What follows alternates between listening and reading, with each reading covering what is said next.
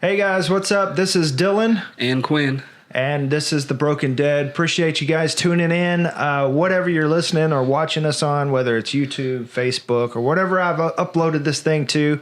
And also, if you're listening on podcast, what's up, podcast? Appreciate you guys tuning in and always... Sorry, I just went blank. Be sure to like and subscribe and share with your friends. If you know somebody that likes The Walking Dead, then tell them about our show and let them tune in and see if they like it. And if you do like it, rate and review as well. We appreciate any kind of feedback and comments rather. I mean, that's kind of like our lifeblood, man, because the show doesn't get out there unless people share it, people know about it. And I mean, we're doing it because that's what we enjoy it. But I mean, it's always fun when more people get to hear it and the conversation grows. And when it grows, we're going to put more out there, and you guys will enjoy that too. Yeah, that'll give us more opportunities to do more.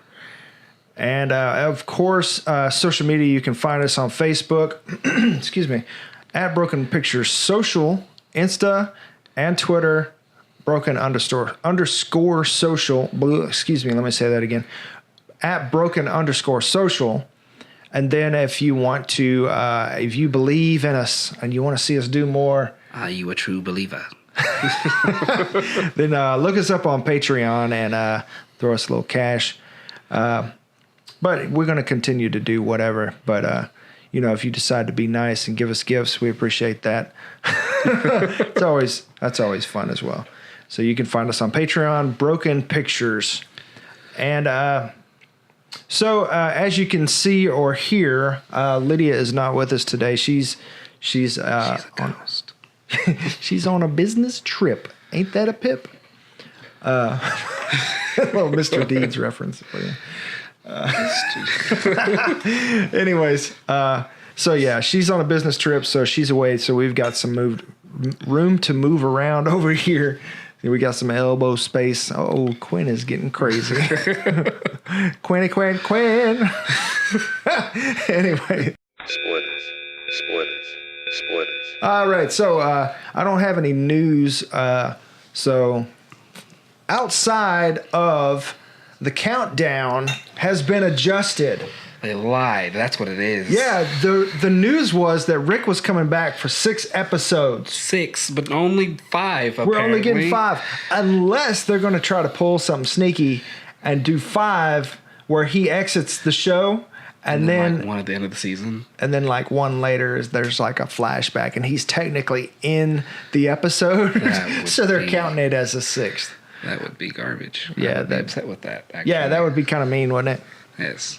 Especially if he dies. But I don't know. Yeah, they do a little flashback thing like they do with Carl, with like little Carl. Oh, Carl, he was so little. Yeah. Like, that was... that was actually a different actor. Oh, okay. Yeah. Because Andrew Lincoln was talking about, I think it was on The Talking Dead, how he trimmed his beard or something till he had to diet or something where he went. Because if you notice, they don't really show the kid's face. Yeah, it just looks like Carl in the back of the head. Yeah, it does. It looks a lot like him. Yeah, I was going back and watching some stuff last night. Speaking of little Carl, I was going back and watching some stuff last night that was kind of like teaser promo stuff for season 9. Just kind of seeing, like, based on what I know, like what I can pick up on now. Like, okay, we've already seen this and this applies to that. What's new? But yeah, but some of the old stuff that I've got on the DVR was playing in between like the marathon leading up to season 9, and they were playing old episodes like with the Terminus people. Oh my gosh! Oh man, the termites. And man, I was just like when they got brought to the trough and they were all just like all getting ready to get their throat cut and everything. I was like, after all Rick and Daryl been through, like they were lined up, ready to get eaten together. and now they're about to just duke it out in a pit of walkers. Yeah. Are we even on the same side, Rick? You tell me. Like, I mean, come on, bro. Like, where's the bromance? Bromance is broken. It's been broken. I think Maggie broke it, though. Yeah, well, I think Daryl's, and we might get into this later, but I think Daryl's just feeling guilty because he got Glenn killed. He did. Yeah, he was the one that stood up. Ooh, Negan. Nope, we don't do that. I'm going to shut this down and start busting Glenn's head. Yup. But Daryl's got a dark cloud over his head. Yeah, he's had a dark cloud over his head the past couple seasons, though. Well, technically, I think he's always kind of had one. And it manifests in his greasy hair over his face. Greasy hair and a very squinty look. That's why he's always squinting. Yeah, and some of those episodes, I was just like, man, Norman Reedus looks like he ain't slept for days. It's like younger Daryl. It was like, all right, he's a good looking dude, you know. He didn't have the hair in his face, and now he's just like, his eyes are all puffy all the time. It's like, you've been smoking something. Rick, I just been around sharpening my arrows, shooting them at walkers. That's all I've been doing. Yeah, I didn't find no weeds in the woods or anything. Anyway. Wow, that's a rabbit. Zombies. that if Fear the Walking Dead stayed in LA, that would be hilarious. If they like on Zombieland, like they crossed famous people. Hilarious. That would be great. Oh. They're making Zombieland too. They are. I'm quite super excited excited. about that. Oh my gosh. But moving on. Yeah. Woody Harrelson better be looking for more Twinkies. That's all I gotta say. No, they should just have like a whole other car that he drives that's nothing but Twinkies. All that's in there is nothing but Twinkies. Yeah, he's found. He went back to Bill Murray's closet and he had a closet full of Twinkies. Why did I see these before? Anyway, we're off on a tangent here. Anyway, so Maggie also only has 3 episodes left. Rick is down to 2. Maggie's down to 3. Unless they're going to pull switcheroo and Maggie's down to 2 also, but I'd be pretty upset. Yes, because they said beginning of the season 6, and they had the countdown, and then they were like, nope, 2 flashing in red for Rick. Yeah, so 2 more episodes for Rick Grimes. Oh, come on, man. So that's what it is, and we got to come to terms with it. And we're going to go to Speculation Town here in a little bit after we cover some of these episode highlights. All right, so let's go ahead and get into the episode. This episode was called Warning Signs, a little on the nose, because we open up and they're walking across signs, and we find Justin is a goner. He did. Yeah. He got a hole in his chest turned to a walker, and just what happened to his arms? I didn't like. It looked like just like nibbles, little nibbles. like you've got like walkers who are like connoisseurs and like, no, not that one. It's a little salty. Yeah, it's a little too beefy. It's like a little tough. But yeah, so I mean, just in time to be dead. Just. But I mean, Angela Kang's Walking Dead, the alpha male, only lasted barely 3 episodes. I really kind of wanted to see him do more and maybe be a bad guy, good guy, or something. Because I really do enjoy the actor and everything he does. But yeah, he's fun to watch. Fine too. And he would have made such a good big bad. Just because he's, I mean, I think they got some use out of him with the Daryl thing, but could have been a lot more. Yeah, sorry. I keep looking at our monitor instead of like actually you guys. So, hi, how you doing out there? I'm always sideways anyway, so I just kind of just. Oh yeah, you get to look across, and it looks like you're looking where you're supposed to anyway. But yeah, you can also see like more of our memorabilia and our background stuff here. So yeah, that I figured that'd be fun for you guys to kind of pick that stuff out while listen to us jabber and actually give you something to look at besides our ugly mugs. Sorry, podcast. You're stuck. Yeah. So anyway, moving on. The tomato. Like when I first saw that tomato, like I after last week, and I did like the intense breakdown and went through like last week's episode was stupid long. Because it was like an hour and 20 minutes. Yeah, 24. And we'll try not to go that long, but getting back into it, we're gonna find our groove. So hang around and it'll get better. I want to promise you.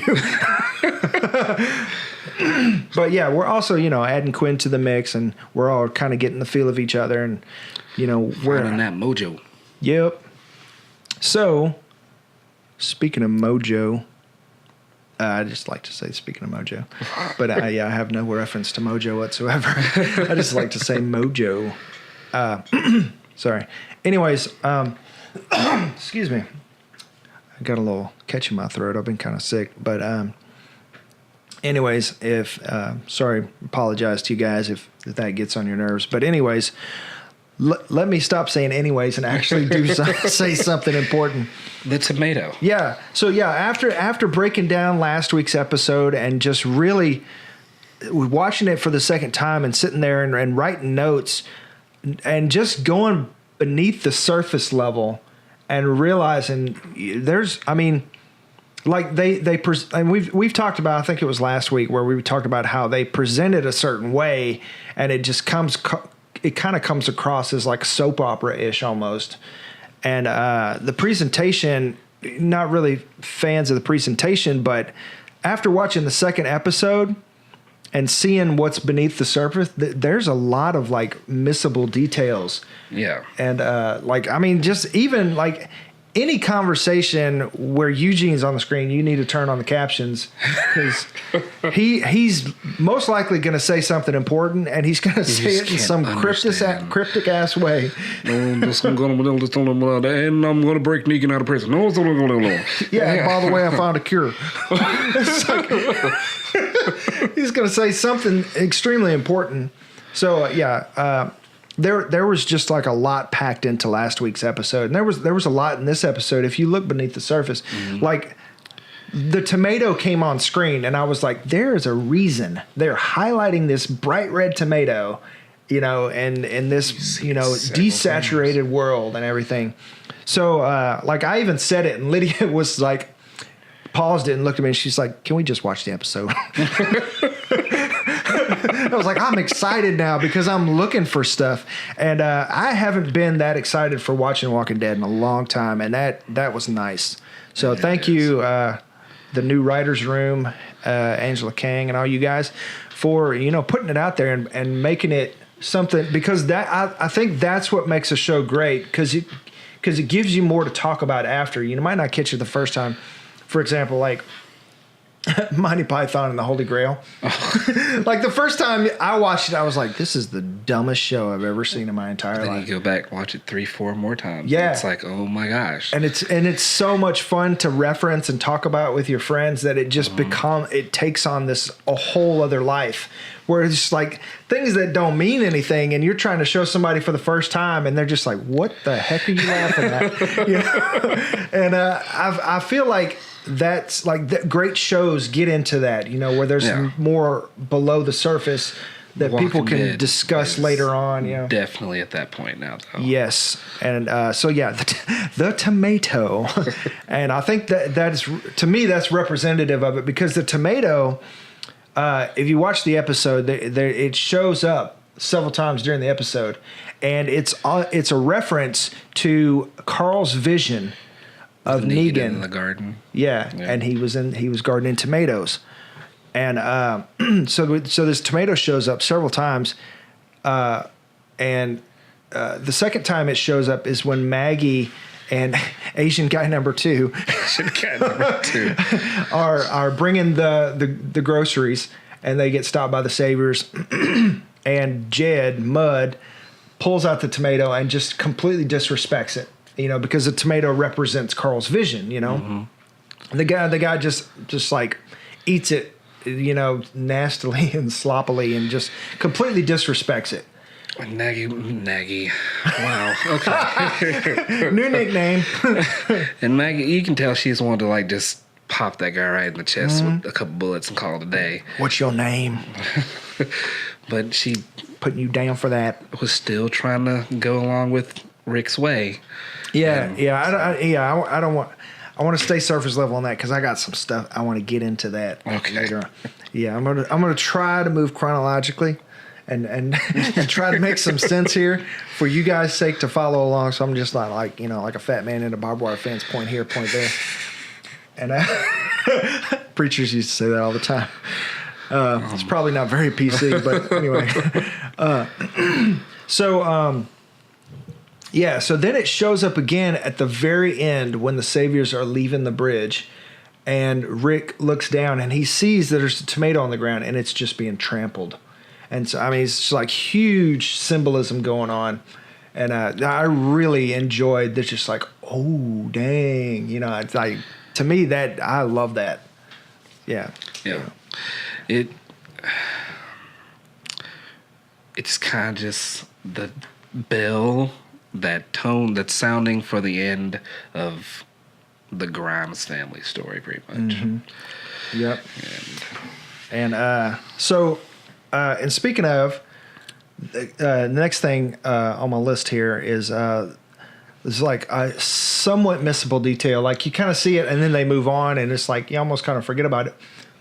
When Rick comes back from, doing his morning routine where he visits Carl's grave and all that kind of stuff, and that he talks about later in the thing, but or last week or whatever. Anyways, he comes back in the room and Michonne is writing her Magna Carta, and or her whatever. I don't know why I said Magna Carta because it sounds good. Her charter. Her charter. Yeah.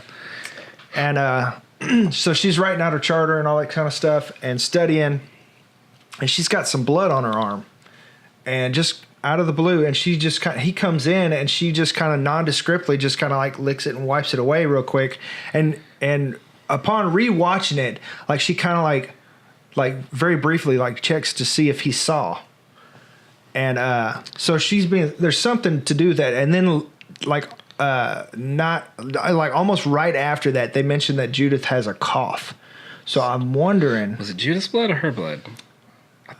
I don't know. Because, I mean, it didn't look like there was a scratch there when she wiped it. And there was even like a highlight on her arm, the light hitting her arm, and it didn't look like there was anything there. So somebody died? Either she is out slaying zombies in her free time, or I think Judith's cough, like Judith might be coughing up blood. And Rick went in there and he said, "Oh, she don't have a fever." And normally, like, I mean, I got kids. If Lydia was like, "Hey, kids don't have a fever, they're doing better," I'd be like, "Great, good." Let's do something else. Let's worry about. I mean, there's so many things to worry about. Kids doing better is not. Woo, that's good news. But she's like, and maybe, I don't know, maybe just being a woman, because Lydia would be the same way. Still take them to the doctor and see, excuse me. But maybe that has to do with hey, she's coughing up blood, Rick. And Rick apparently doesn't know, because otherwise she would have just been like, just like, oh, what's that? Why would she want to tell him if she is, though? I don't know. Maybe just she didn't want to worry him because he's been at the bridge, got all this stuff going on. That makes sense.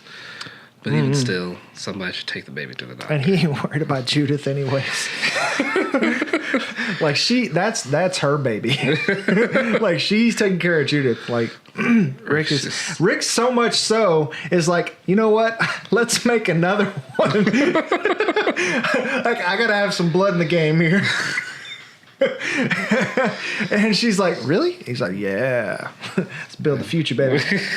And so then Barry White turns on and they get busy. Where did they find a Barry White CD in Apocalypse? That would be amazing. I mean, they're in DC, so I mean, they probably find a Best Buy or something. But yeah, who would rate a Best Buy? I'd believe it. Yeah. Absolutely. I mean, like. Unless they all got burned up, but Alexandria, they had radios and like modern technology and stuff. They did. So. Well, yeah. Okay. Yeah, so somebody why had not? a Barry White CD.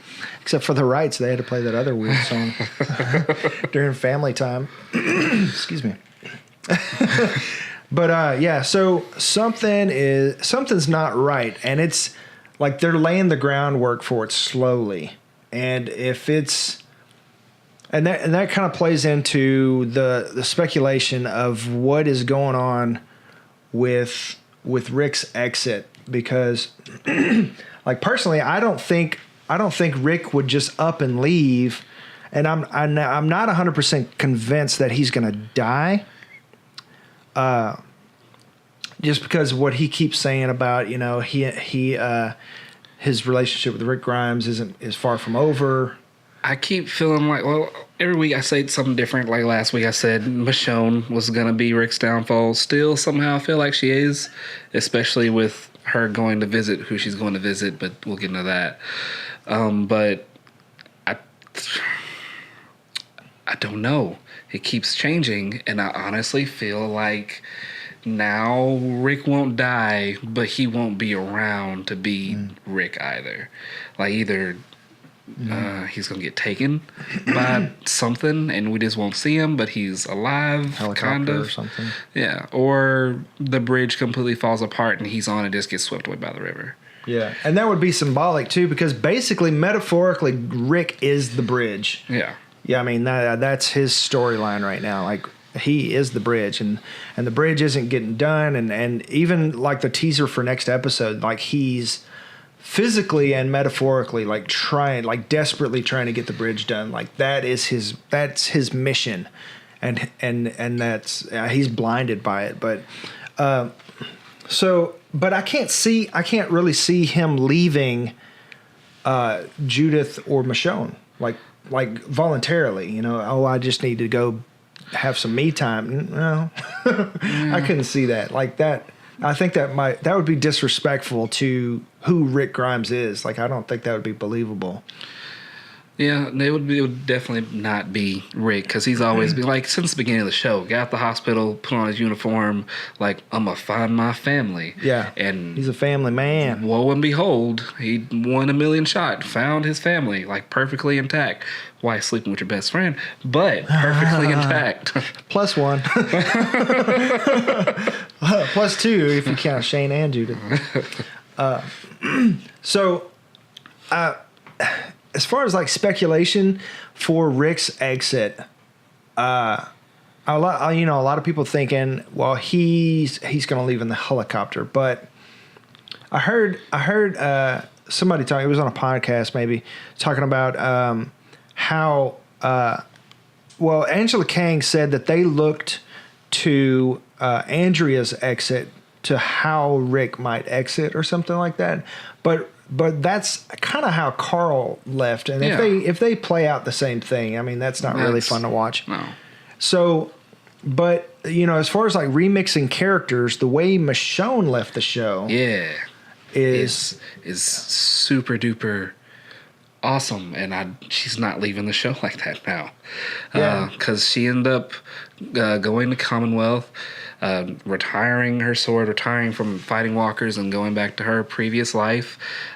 She was with Ezekiel. This is the comics, not in the show. Yeah, and if you don't know what the Commonwealth is, it's kind of like, it's almost like the Georgie thing. We're not sure it's the Georgie thing, but there's a bigger community outside, and that civilization is normal back. Jobs. Yeah, and it's like, it's just life. They have electricity. They have normal jobs. They have laws that are just what the laws were before, and pretty much it's life.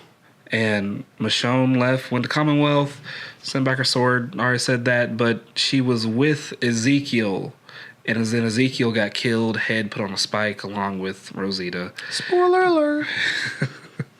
And then she took over the kingdom. They all fought the Whisperers, and after that, she was like, "All right, I'm done." Mm-hmm. But to get to the Commonwealth, she had to like sail away or something like that. Yeah, she had to sail the Commonwealth. And they might. Well, I don't necessarily think the people with the helicopter, based on Jadis's requirements, that they're the Commonwealth. You got an A or a B. Yeah, and we'll speculate on that in just a little bit, so we can stay on track with this Rick thing. But if he were to like leave in the helicopter or sail away, I think the only way he would leave voluntarily is to potentially go find medicine for Judith, to take Judith to a doctor, because they can't handle it or something to that effect. But and I've said from, as soon as Andrew Lincoln announced his departure, like, how do you let Rick Grimes leave and the story not follow him? But, no, we're getting away from Rick Grimes and it's not so much about him or whatever. But still, there better be a spinoff or something. Yeah. So the only way they could get him to leave and like the story not follow him is if he dies. He goes to a place like Commonwealth or something where it's like absolute peace and like nothing's gonna follow to fight him. There's nothing to watch. Yeah. Or if it's super twisty to where it's like you don't know if he's alive. Like, because I mean, there's so many options and ways that they keep branching out from these past episodes of, oh, that's how Rick's gonna die. Oh, maybe this is how Rick is gonna die. Oh, well, that's gonna happen and that's how Rick's gonna die. And you don't know. That's why I say it's just still gonna be super twisty, and they're gonna M. Night Shyamalan this thing. So a lot of people thinking, that he's either going to leave on the helicopter, or he might sail away like Michonne did, or even like I think there was like a spinoff comic where Rick's brother came in and he sailed in or something like that.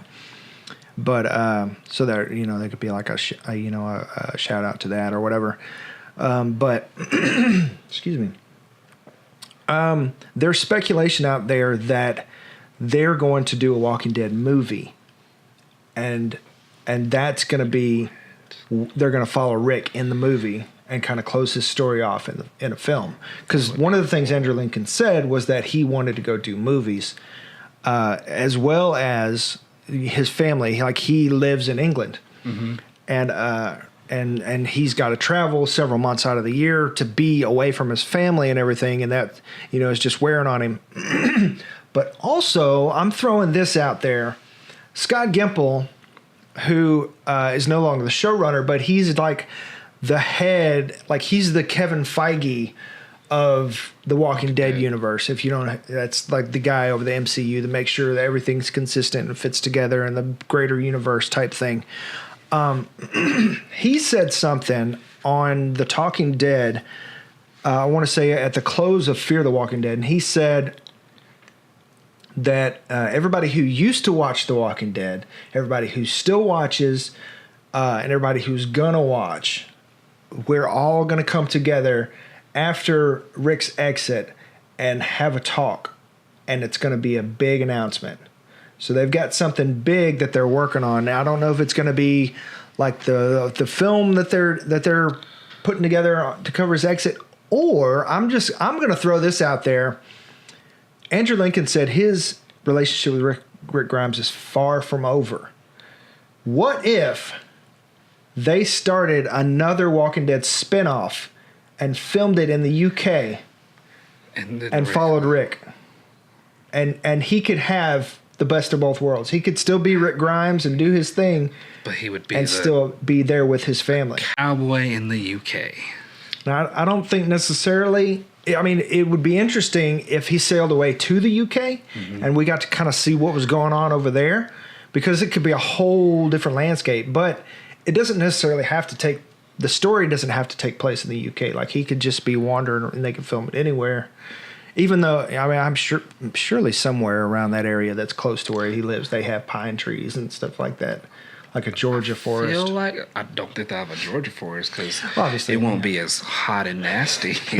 Lucky him. Apparently Angela King's not a fan of that. She keeps mentioning about how hot and nasty Georgia is. It's like, all these actors, they're so great. I want everybody to know how great they're doing. They're doing everything that everybody else does. Plus, they're working in nasty Georgia.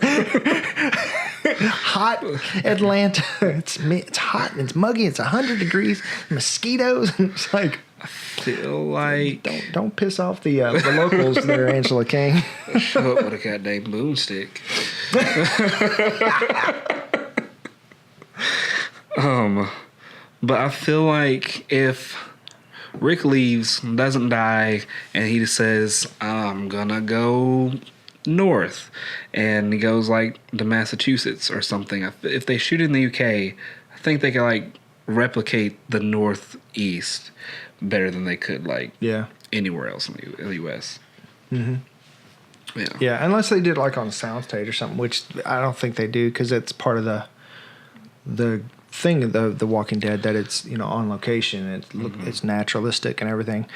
So yeah, I mean, I'm putting that out there that's a potential possibility. I mean, I got no inside information, obviously, but I think that would be kind of interesting, because Fear the Walking Dead is a spinoff. They're talking about other spinoffs and all that kind of things.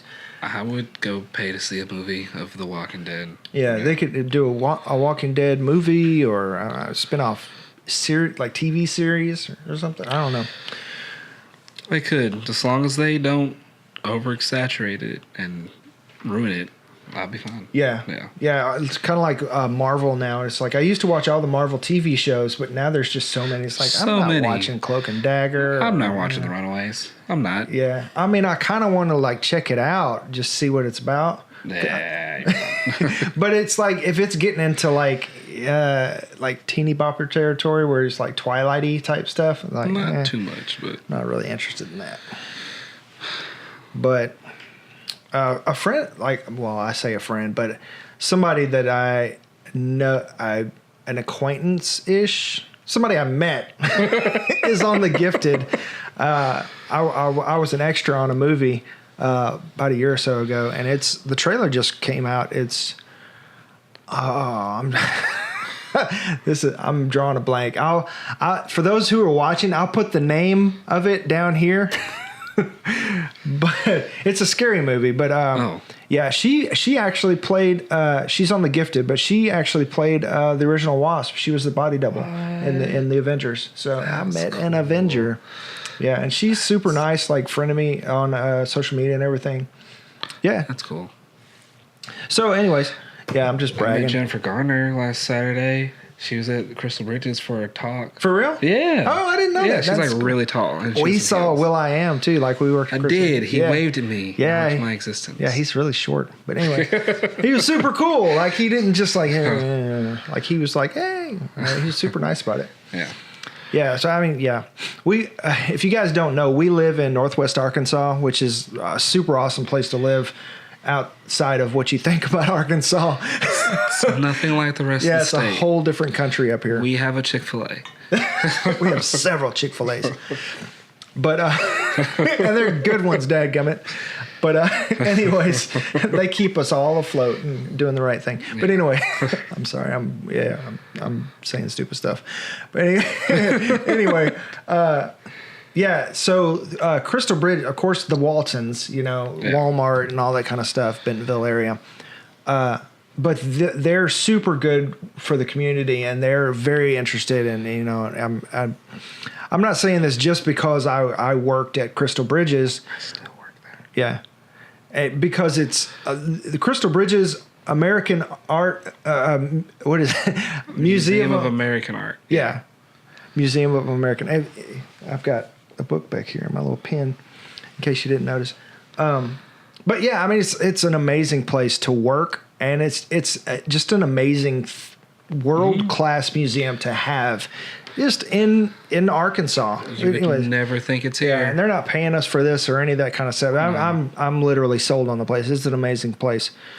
But yeah, so celebrities come through all the freaking time, especially when they have like those special events and everything. It always draws them in, and you just be walking down the hall and be like, "Oh snap, what are you doing here?" You don't do that, but you just be, "Oh, that's really cool." Yeah. So. Funny story. This is another rabbit trail. Sheryl Crow came, right?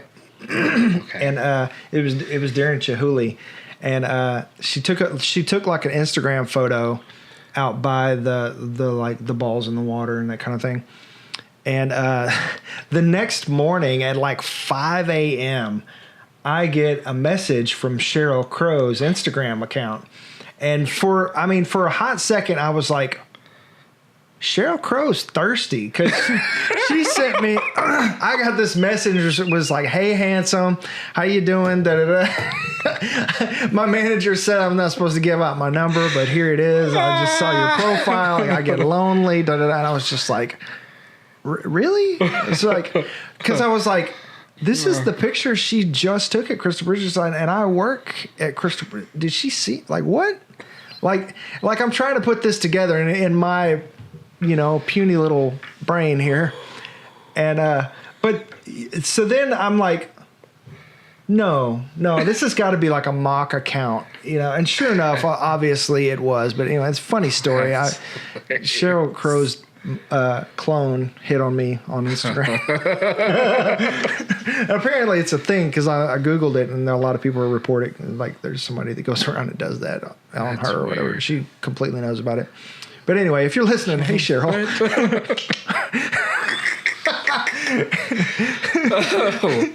Yeah. And Lydia totally knows about that. Just covering my butt. Last week she said Justin looked good, so I'm good. What? Remember, she was like, he's handsome. Anyways, this show is going to be another hour if we don't get on it, man. We are in Wonderland at the moment. Oh, yeah. Oh, man. Yeah, we've got ideas for other podcasts. So if you enjoy this banter, then hang around, and it'll be other things besides Walking Dead, in hopefully in the near future. Coming soon, other stuff. You should do trailers, man. Oh. All right, so so. Asian guy number 2 and Maggie roll up on the wagon. Give this guy a name.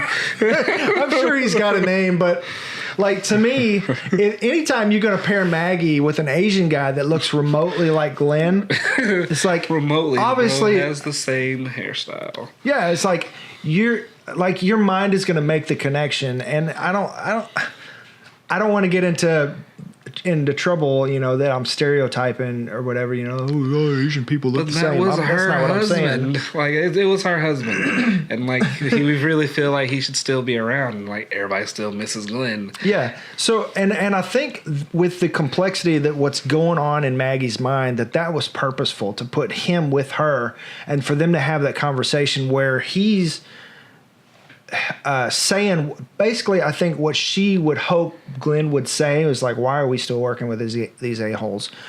And she kind of like, "Well, we're giving Rick's thing a chance, we're giving it a shot or something." And it's almost like she's having an internal conversation and trying to convince herself throughout the episode, because first time I watched it, I was just like, that came out of nowhere at the end, the twist or whatever. But watching it again, I was like, oh, they're building up to that. I see that now. Mm-hmm. Yeah, he is acting as Maggie's conscience, more or less, Mm-hmm. but her conscience is manifesting as Asian guy number 2. He's been on the show because I saw another teaser last night where he was on last season. He was like a sentry on the wall, but so he didn't just come out of nowhere. It's like, hey, we need an Asian guy to fill in for Glenn. He's been on the show, and I'm sorry, Asian guy number 2, if I don't know you, since I don't know your name. Of course, Glenn is Asian guy number 1, but no worries. Okay. I'm an actor. I've played guy number 1, guy number 2. Anyways, I don't think that's a slant or slight against them. Anyways, my bad. Let me get back on this. So, another potentially missable detail I saw this episode was that they were reading the Wizard of Oz. He's reading it to Judith or whatever. Mm-hmm. There's a fuzzball in the air. But so he's reading it to Judith, and the excerpt that they're reading, there's a storm raging outside, and Dorothy just lays down and goes to sleep. And I mean, could you not be more on the nose about what is going on with Rick? Where, I mean, everything is going haywire, and Daryl's like, dude, you're not listening. Things are crazy, and he's just, oh, no, I gotta, Still trying to be, it's not him that's still trying to be, he's becoming Sheriff Rick again. Mm-hmm. And, like, I'm pretty sure everyone's seen the poster thing for season 9. It's like him back in Rick getup. Yeah, the hat and everything. Yeah, but he got his beard, and I feel like before he leaves, he's gonna put that on one more time. And yeah. What did they do with the hat? We don't know. Did they bury it with him? Or anyways. So, yeah, I mean, and that happens right on the heels of the Family Day little montage that they did where everything is hunky-dory and they're having a good old time. Trying to give you them feels.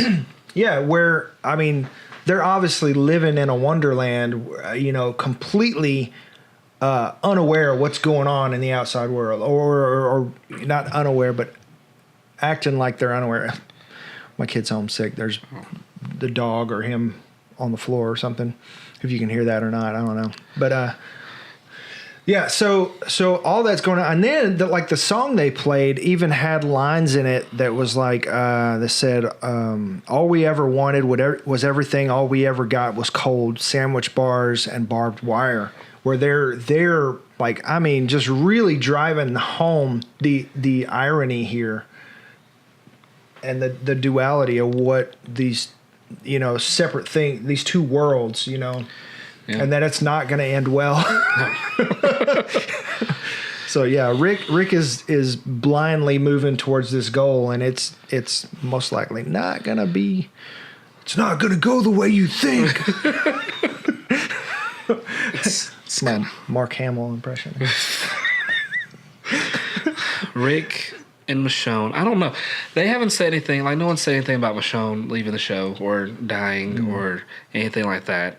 So I'm kind of curious, after Rick leaves, what is her role going to be? Or is she going to end up dying too? And it's just going to be like kind of a Abraham Glenn situation. Like, we knew someone was going to die, but we didn't expect someone else to die. Oh, I really hope they don't do that, because there was so much backlash for that. It's like, not only did they tease for a stupid amount of time that somebody was going to die and leave the ridiculous cliffhanger, but then they took Glenn too, and it's like, I mean, they really lost momentum with that. Yeah.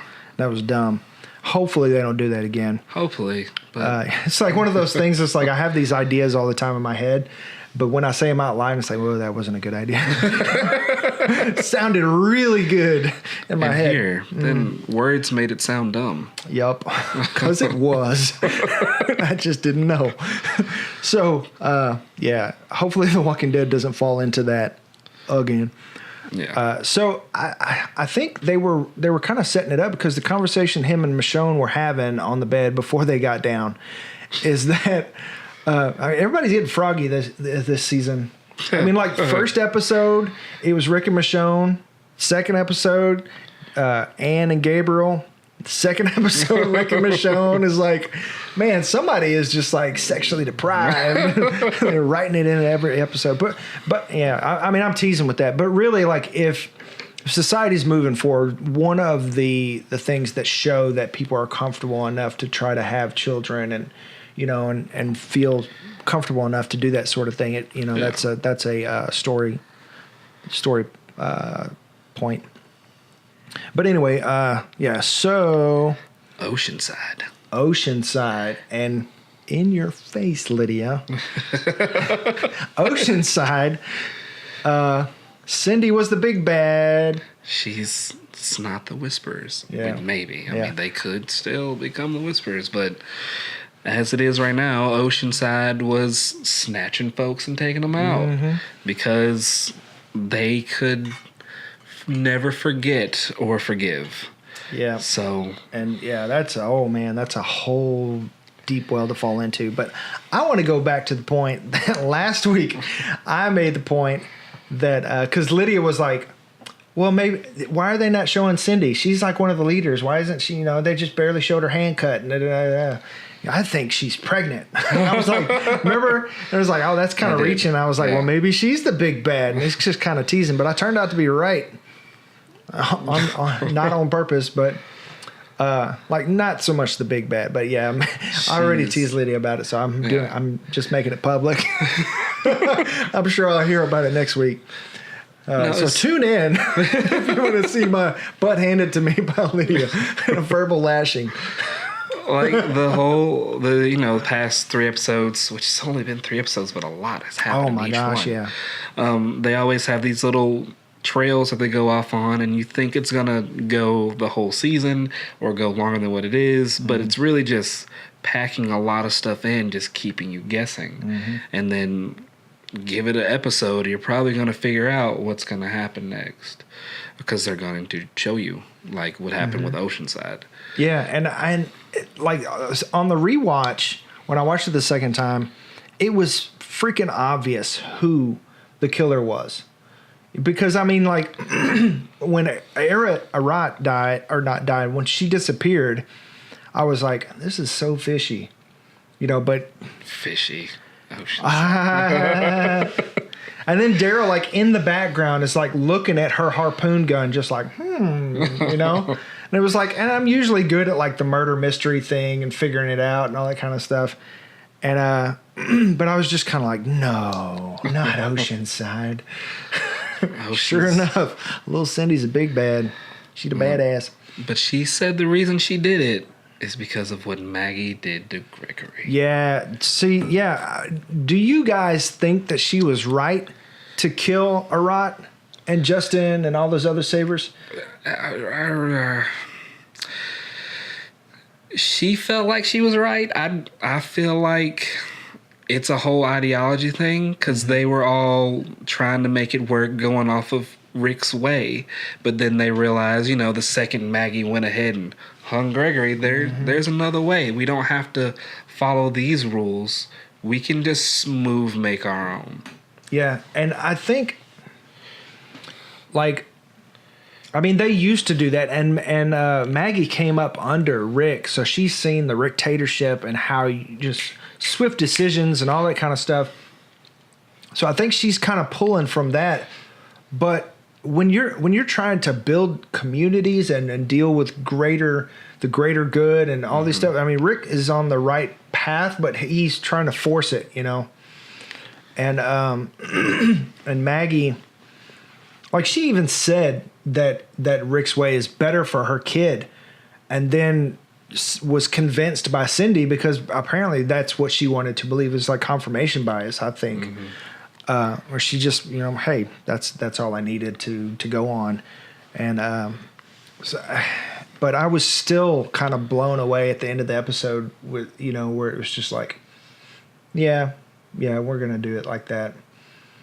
But it's one of those things, just like when it was a smaller group, they could deal swiftly, and kill people and move on because there was no greater good or, they just move on and there were no repercussions because they didn't have to continually be with there. Those people.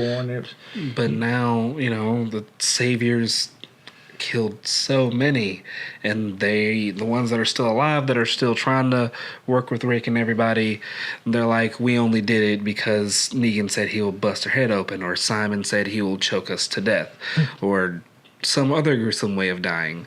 And everybody else is like, but you still did it. And like she had her say, well, what did you say to her? And she's like, no mercy.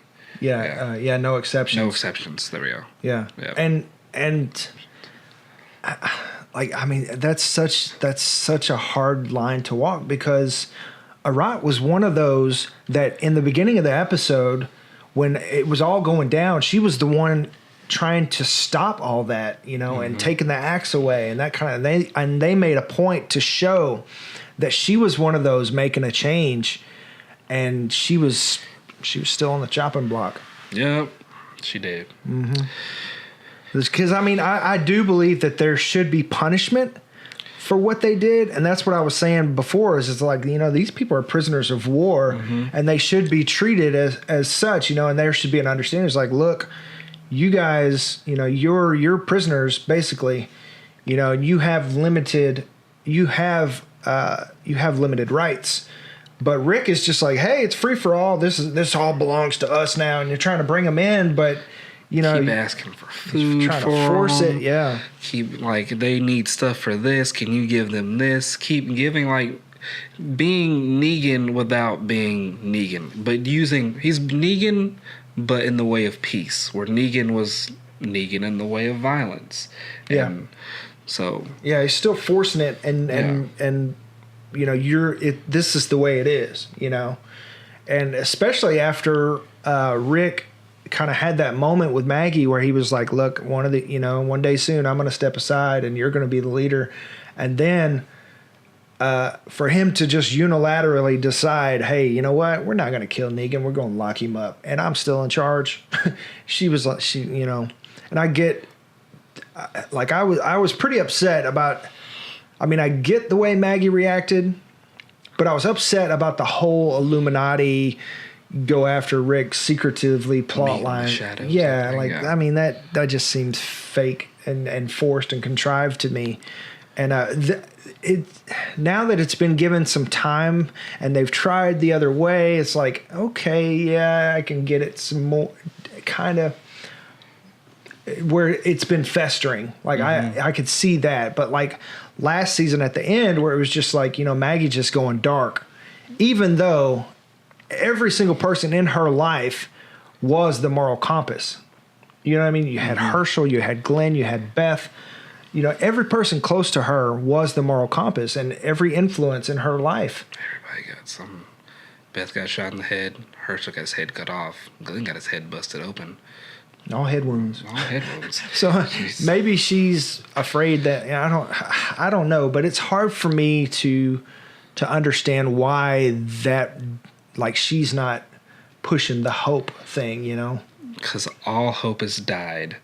And apparently. Like, she feels like in this world, if you have hope, if you try to be a good person, if you try to show mercy and compassion, something's going to happen to your head. And and that's going to be all she wrote. So she's just like, no, you mess with us, you die. That's pretty much it. Yeah.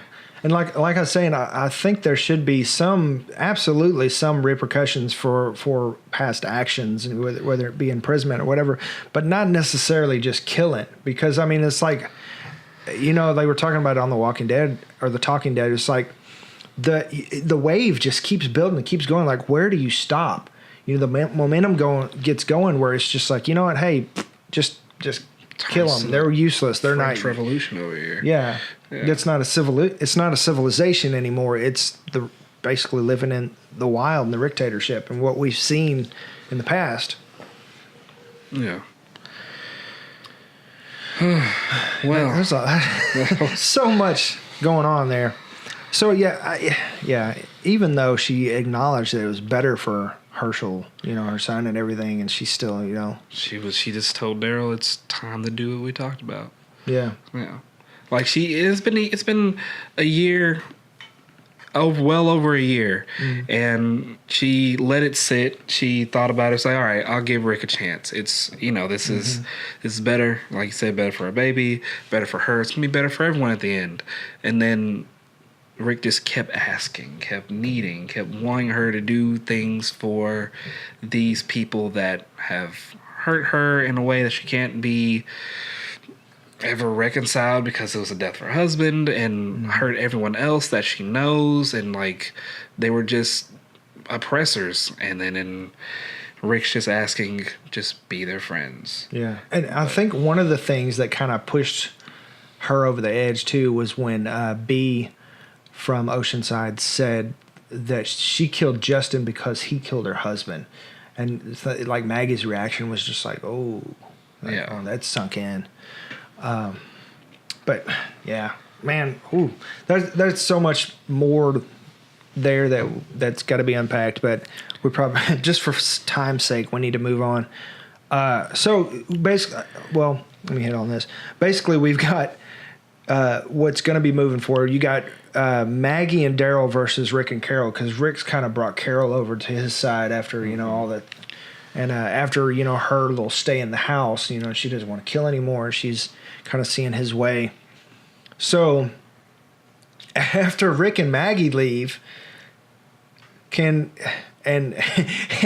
Ezekiel dies, can Daryl and Carol reconcile? No. No. No. I swear to God, if she says Pookie one more time. Lydia would be happy about that. So, yeah. So what do you guys think? Let us know in the comments what you think. There's so much more to be discussed about that. But for time's sake, we got to move on. So, freaking Jadis is back. Makes her She has taken the mask of Anne off and completely revealed herself. So who is she really? Yeah. I mean, that's like the question that's just up in the air. Yeah, it's like I feel like Gabriel is like, was Anne even your real name? Like, he didn't say that, but I feel like he was like he was thinking it. But I want to know what's an A and a B. That's what I really want to know. Like, the only thing I could think of is like alpha or beta, but because when she was quizzing him, it's like because they had already told her that she needed to bring somebody. She needed to bring an A. And then when he showed up, she's like, leave with me. Knowing that she probably can't bring him with her. Trying to give him super submissive. Just come on, it's gonna be just fine. And then he bucked it and it was like, oh, he's not a B. He can make decisions for himself. He's an A. Like type A, that type A or type B. That's all I can think of, to be honest. I thought it might have been like blood types, but then they would have said other ones. And I was yeah, and how would she? I thought you were a B, but you're an A. It's like prick. It's a blood test and move on. But yeah, so it can't.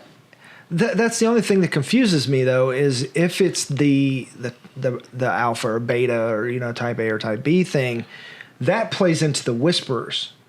Because you got alpha and beta, right? Mm-hmm. But obviously the Whisperers don't have a helicopter. No, they don't. Well, yeah. So I'm like, who is this really that has this helicopter and whatever machine guns?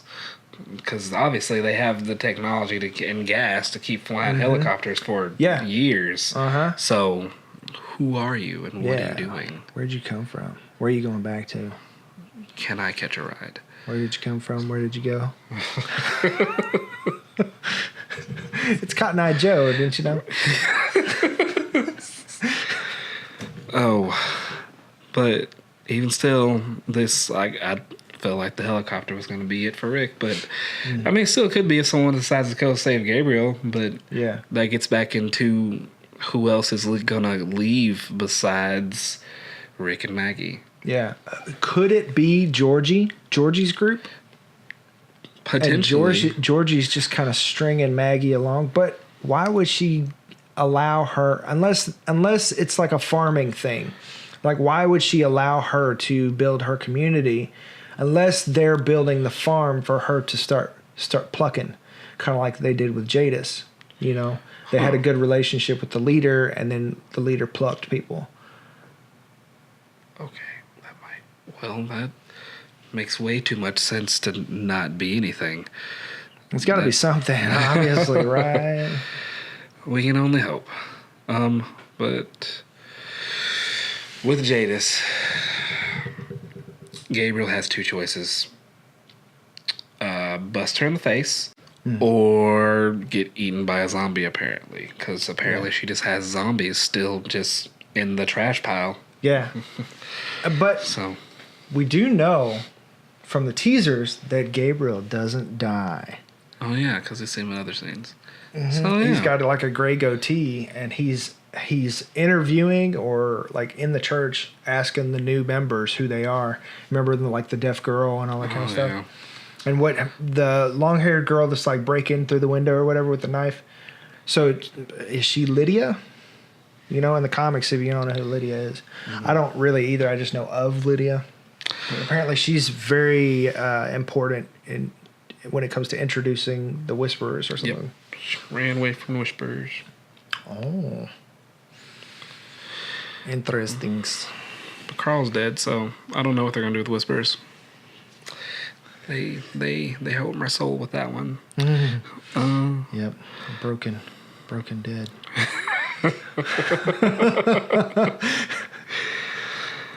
Yeah. So I mean, jeez, man, there's so much speculation. Like, should we just do like an episode 2 to this, because we're already at an hour? We could just end this one and and then do an episode 2. So we're gonna come back and do an episode 2, and we're gonna end this one, and then we're gonna talk about speculation for upcoming. And that one's not going to be as long at all. No. So there's going to be like a episode 3-2. Anyways, so yeah, thank you for tuning in. If you're only listening to this one, appreciate you guys. We would not have anybody to talk to if you weren't listening. So thank you very much for paying attention, listening to our grubby voices and looking at our grubby faces. We appreciate you. Very much so. So thanks for watching on YouTube, Facebook, or wherever you're watching this. Grandma's TV, who knows? And listening as a podcast. And don't forget to check out the website. That's www.broken.picturesno.com. And you can find us on social media, Facebook at Broken Pictures Social, or Instagram and Twitter at Broken_social. And if you want to hit us up on Patreon and drop a couple coins in our coffers, you can hit us up at Broken Pictures, no space. We appreciate it. Thank you. Yeah, so, and don't forget to like, share, subscribe, tell everybody you know that has been interested in The Walking Dead, that the show is back, I think. Yeah. It's headed in a great direction. Now's a great time to jump in. It's a whole new Walking Dead. It is, for sure. Yep. And plus, who doesn't want to watch the last episodes of Rip Grimes? I mean, you should, especially if you watch first season. Go ahead, just tune in for that last bookmark two. it. You gotta close it. See what happens. So you'll be like, I knew it. And you're just that one guy who's like, no, this guy, he's going to be on a bridge and then it's going to fall in the water. And you said that 9 years ago. So. Yeah, you got to be proven right. So, yeah. Thanks. This is Dylan. And Quin. And thanks for watching The Broken Dead. Peace.